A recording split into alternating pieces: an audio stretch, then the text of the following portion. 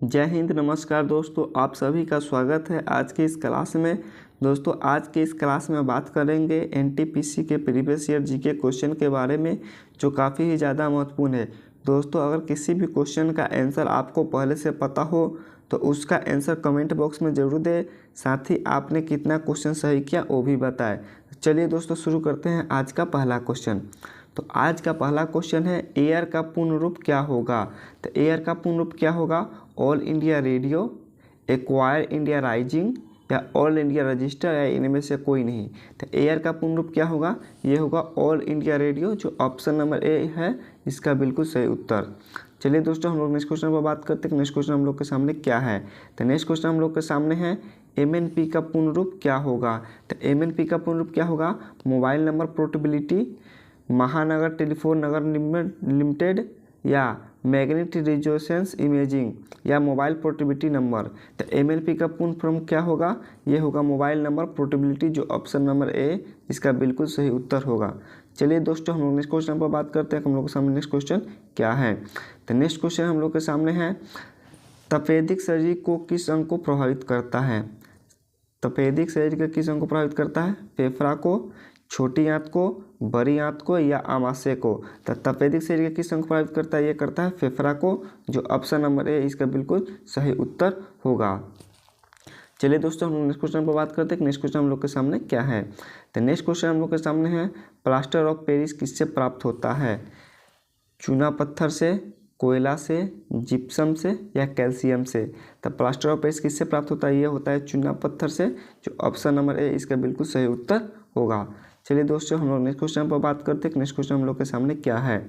तो next question हम लोग के सामने है, इंटरनल इंडिया के लेखक कौन हैं? महात्मा गांधी, पंडित नेहरू, डॉक्टर राजेंद्र प्रसाद या इंदिरा गांधी।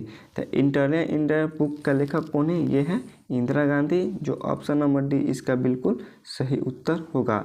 चलिए दोस्तों हम लोग नेक्स्ट क्वेश्चन पर बात करते हैं। नेक्स्ट क्वेश्चन हम लोग के सामने क्या है? तो नेक्स्ट क्वेश्चन हम लोग के सामने है, शरीर का सामान्य तापक्रम कितने डिग्री फ़ारेनहाइट होता है? तो शरीर का तापक्रम कितने डिग्री फ़ारेनहाइट होता है? 95.5 degree Fahrenheit, 96.6 degree Fahrenheit, 98.6 Fahrenheit या 99.6 डिग्री फ़ारेनहाइट। तो सामान्य शरीर का तापक्रम कितना होता है? ये होता है 98.6 डिग्री फ़ारेनहाइट, जो ऑप्शन नंबर सी इसका बिल्कुल सही उत्तर होगा। चलिए दोस्तों हम लोग नेक्स्ट क्वेश्चन पर बात करते हैं। नेक्स्ट क्वेश्चन हम लोग के सामने क्या है? तो नेक्स्ट क्वेश्चन हम लोग के सामने है, मूत्र का रंग पीला क्यों होता है? तो मूत्र का रंग पीला क्यों होता है?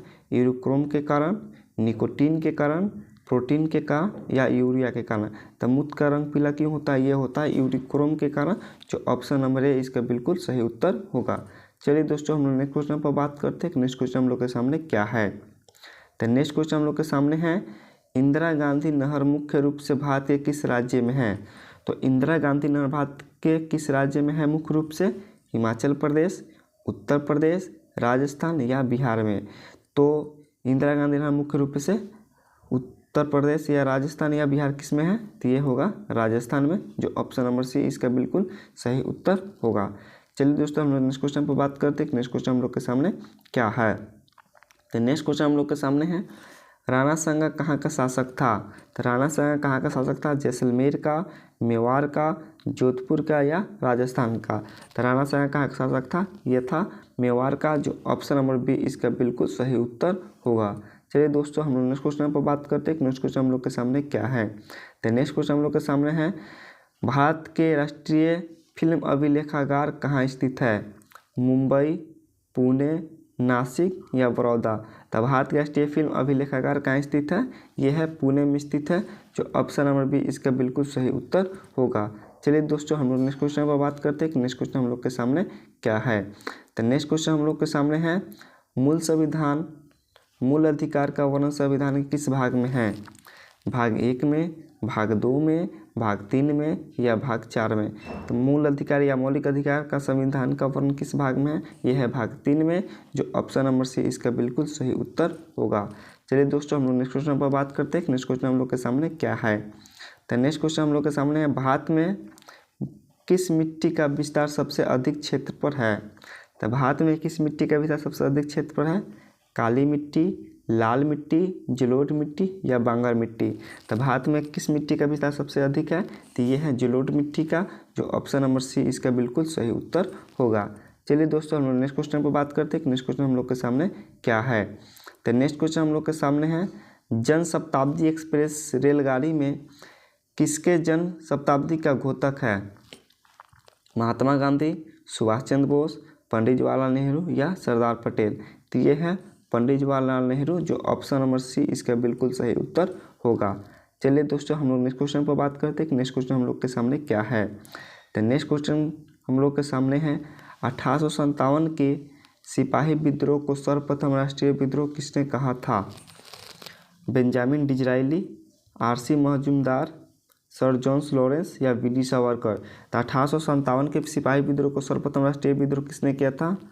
ये कहा था बेंजामिन डिज़रायली, जो ऑप्शन नंबर ए इसका बिल्कुल सही उत्तर होगा। चलिए दोस्तों हम लोग नेक्स्ट क्वेश्चन पर बात करते हैं कि नेक्स्ट क्वेश्चन हम लोग के सामने क्या है। तो नेक्स्ट क्वेश्चन हम लोग के सामने है, हल्दी घाटी का युद्ध 1576 में किसके बीच हुआ था?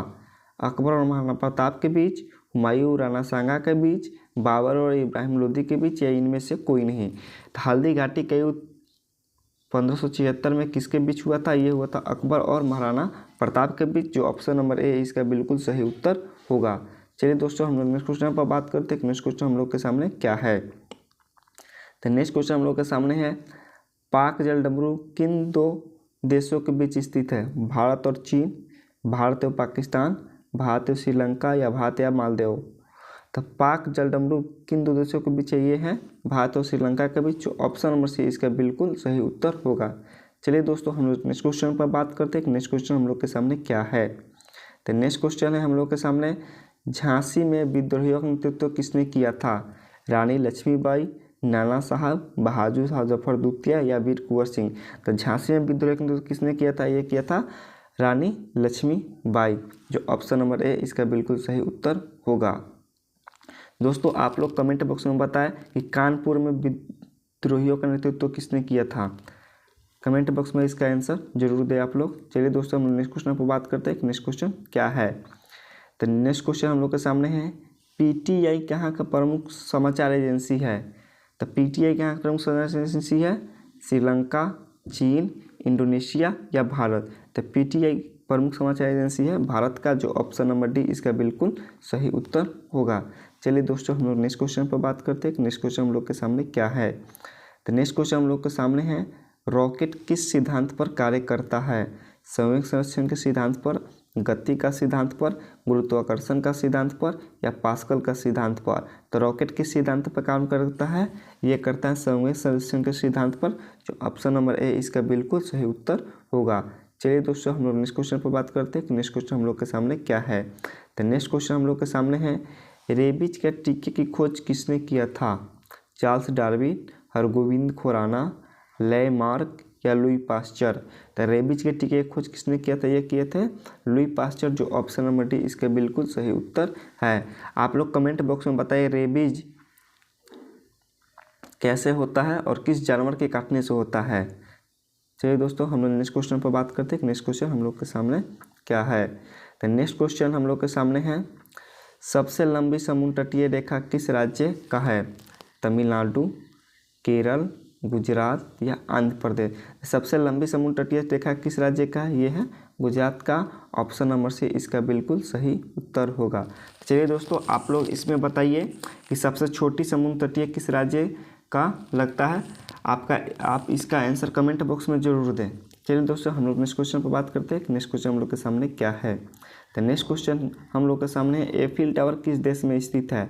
यूएसए, फ्रांस, जर्मनी या बिहार। तो एफिल टावर किस देश में स्थित है? ये है फ्रांस में स्थित है, जो ऑप्शन नंबर बी इसका बिल्कुल सही उत्तर होगा। चलिए दोस्तों हम लोग नेक्स्ट क्वेश्चन पर बात करते हैं कि नेक्स्ट क्वेश्चन हम लोग के सामने क्या है।